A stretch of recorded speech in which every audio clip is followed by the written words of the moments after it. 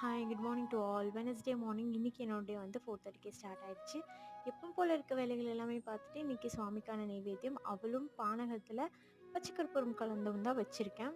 பூக்கள் என்றைக்குமே வாங்கலை அப்படிங்கிறதுனால தீபம் மட்டும் ஏற்றி இன்றைக்கி வழிபாடு செஞ்சுருந்தேன். நம்ம எப்போவுமே தீபம் ஏற்றுறதுக்கு முன்னாடி சாம்பிராணி பற்ற வச்சுட்டு நம்ம செஞ்சோம் அப்படின்னா உண்மையாலுமே அது ரொம்ப பாசிட்டிவாக இருக்கும். தீபமெல்லாம் ஏற்றிட்டு அதுக்கப்புறம் சாம்பிராணி பற்றுறதுக்கும் பற்ற வச்சுட்டு அதுக்கப்புறம் தீபம் ஏற்றுறதுக்கும் நிறைய டிஃப்ரெண்ட் இருக்குது. எனக்கு தீபம் ஏற்றுறதுக்கு முன்னாடி சாம்பிராணி வைக்கிறது ரொம்ப பிடிக்கும்.